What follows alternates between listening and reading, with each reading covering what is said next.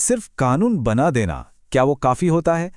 आज हम एक ऐसी कविता पर बात करने वाले हैं जो दिखाती है कि कागज पर लिखी बात और समाज की जो असलियत है उसमें कितना बड़ा फासला हो सकता है। तो चलिए इस कविता की लाइनों में जो गहरे सवाल छुपे हैं ना, उनको थोड़ा समझते हैं।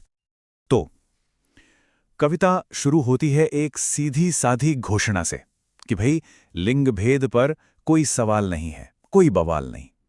कहने का मतलब यह है कि कागजों पर तो जैसे ये मुद्दा सुलझ ही चुका है, लेकिन ठीक इसके बाद कवि एक ऐसा सवाल खड़ा कर देते हैं जो इस पूरी बहस की जड़ है। वो पूछते हैं कि क्या हमारे देश ने इस कानूनी सच्चाई को सच में, मतलब दिल से जाना है, समझा है, अपनाया है?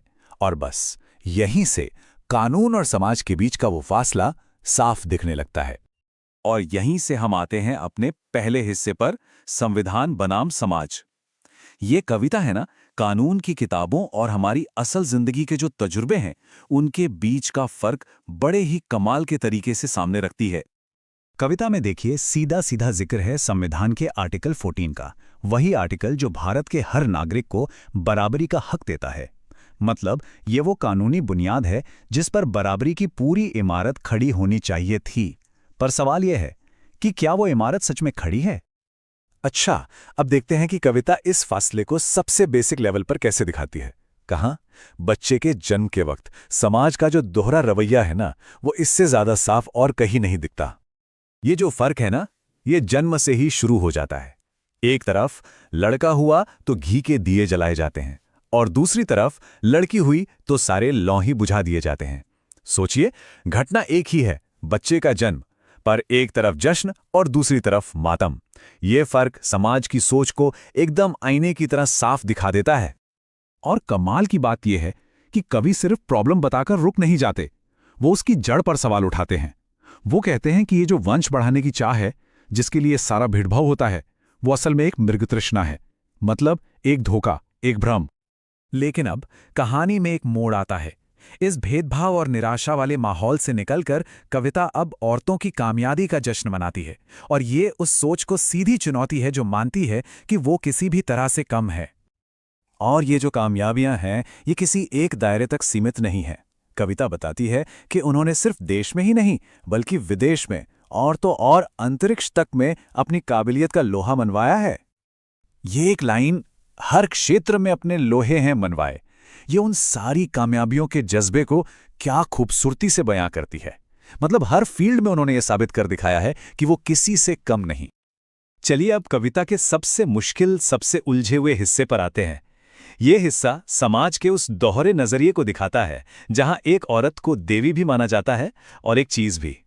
तो देखिए, एक तरफ तो समाज औरतों की इज्जत करता है, उन्हें ममता की सागर कहता है, उनकी देखभाल करने की जो ताकत है उसे पूछता है। और ये सिर्फ कहने की बात नहीं है, कविता में तो उन्हें मां मरियम और साक्षात दुर्गा का रूप तक बताया गया है। एक तरह से देवी का दर्जा दे दिया गया है। समाज उनके इस रूप को पूछता है, उसकी आराधना करता है। कविता की एक लाइन है, सेवा करती जितने मन से लोगों की। इस लाइन में आप देखिए कितना गहरा समर्पण का भाव है। लेकिन फिर ठीक अगली ही लाइन में कविता हमें एक कड़वी हकीकत के सामने लाकर खड़ा कर देती है। उसी सेवा, उसी समर्पण के बदले में लोग समझते हैं चीज इसे भोगों की। ये जो विरोधाभास है ना, ये दिल को छू जाता है और समाज की सोच पर एक जोरदार चोट करता है। और ये सारी बातें हमें कविता के सबसे गहरे सवाल तक ले आती हैं। एक ऐसा सवाल जो हमारे होने, हमारे वजूद के बुनियाद को ही हिला देता है। कवि कहते हैं कि जरा सोचिए, सोचो अगर ना हो नारी इस संसार में, क्या संभव है अस्तित्व मनुष्य का इस सुंदर विहार में?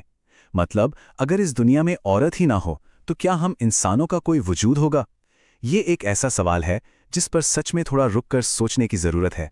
और इस इतने बड़े वजूद से जुड़े सवाल के ठीक बाद कवि की जो एक सीधी सी गुजारिश है वो दिल में उतर जाती है। अरे फिर क्यों करते हो तुम अंतर? भाई अगर उनके बिना वजूदी मुमकिन नहीं, तो फिर ये समाज ये फर्क क्यों करता है, ये भेदभाव क्यों करता है? लेकिन कविता हमें नाउम्मीदी में नहीं छोड़ती। आखिर में वो एक बहुत ही उम्मीद भरी तस्वीर दिखाती है कि अगर नारी को उसका सम्मान मिले, उसका सही मकाम मिले, तो अंततः सारा जीवन ही संगीतमय हो सकता है। ये एक ऐसा ख्याल है जो वाकई हमें सोचने पर मजबूर कर देता है।